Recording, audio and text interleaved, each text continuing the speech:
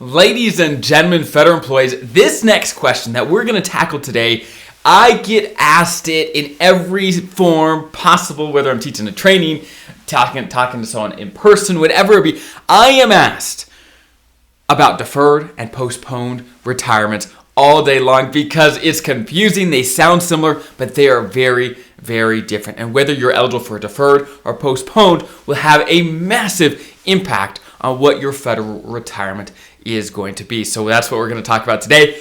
And if you're new to the channel, welcome. So good to have you. Consider subscribing, joining the community if you're a federal employee, because here is the best place. This is the best place to learn about your benefits and retire confident. So let's dive in.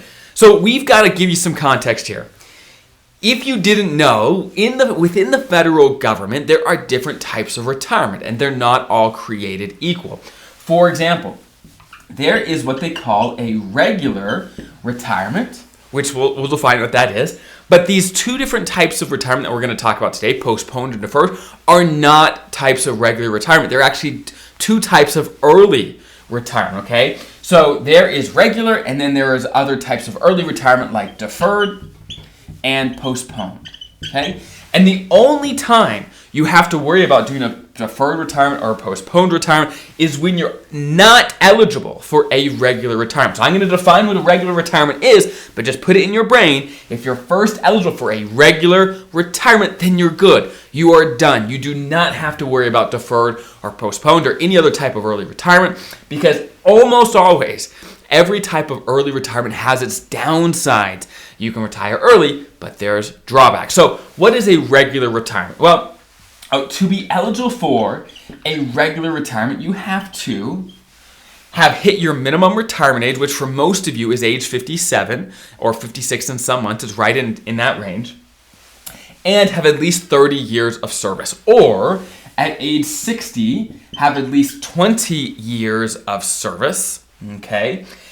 Or at 62, you have to have at least 5 years of service. If you hit one of these, again, you just need one of them, then you are eligible for a full retirement. And you're done. You are good to go. However, if you're not eligible for one of these, then there's some other options. And we're going to talk about deferred and postponed. So what a postponed, well, let me actually back up. There is one more. And this is called an MRA10 retirement. Now, this is not quite a regular retirement. It is a type of early retirement, but it's kind of in the middle, okay? It's kind of a quasi-regular retirement. So if you've hit your MRA, your minimum retirement age, and you've got at least 10 years of service, you can retire.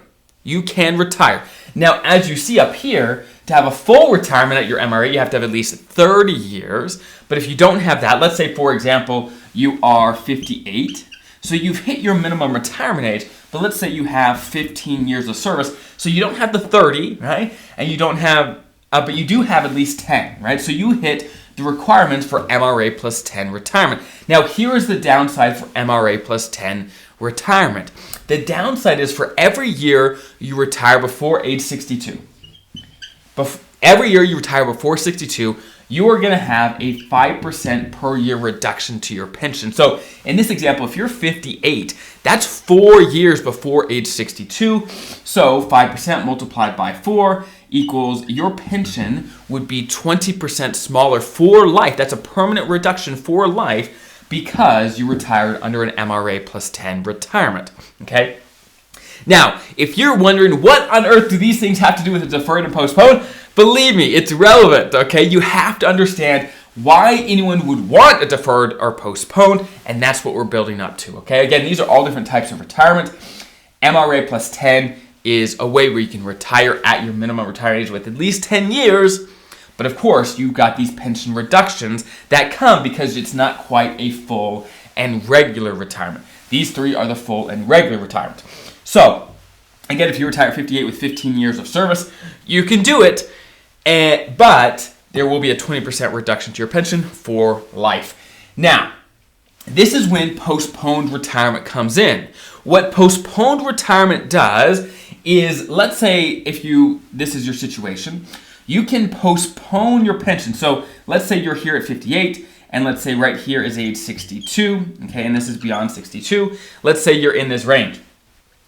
If you postpone your pension, again, I'm using postpone, that means you leave the government still at 58 with 15 years of service, but during this range between 58 and 62, during those 4 years, you are not receiving a pension. You are not. However, when your pension starts here at 62, you get the full pension without the 20% reduction, without any, or the 5% per year reduction that you otherwise would have. So a postponed retirement only happens if you first qualify for an MRA plus 10 retirement and then are looking to avoid the reduction and postpone your pension. Again, you don't have to do any of this if you're already eligible for a full-blown retirement, a regular retirement. But if you're not, and you qualify for an MRA plus 10 and you want to avoid those reductions, you can do a postponed. Now, one drawback of a postponed retirement is, of course, during these 4 years when you're not getting a pension, you cannot have your health insurance, your FEHB, okay?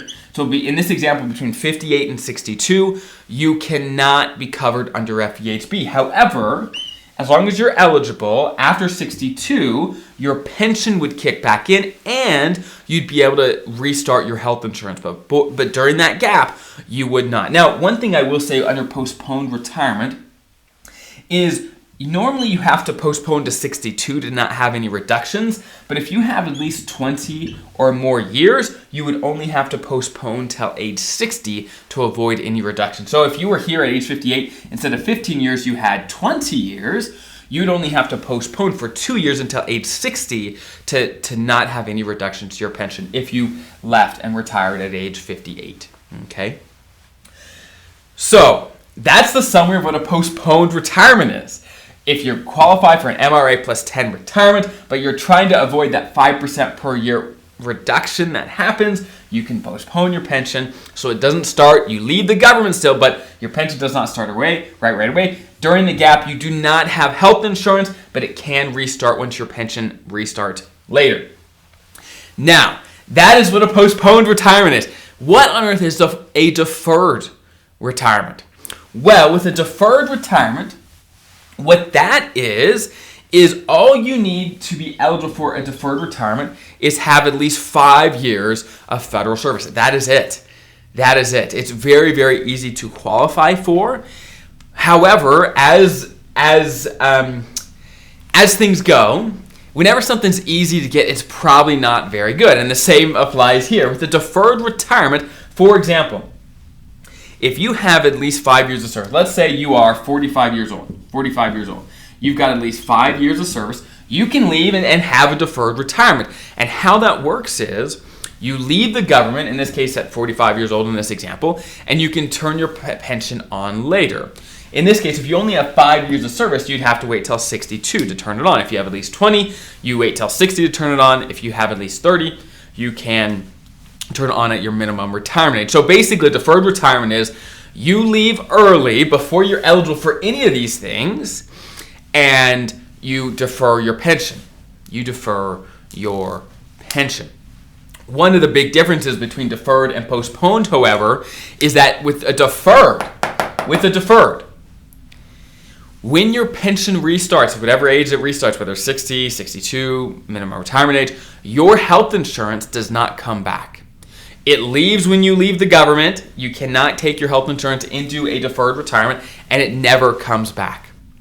With a postponed retirement, your health insurance can come back when your pension starts. Okay? So those are the key differences. Is a deferred retirement is the only thing you're eligible for if you leave basically before your minimum retirement age. Okay? Before your minimum retirement age, the only thing you're eligible for is a deferred retirement.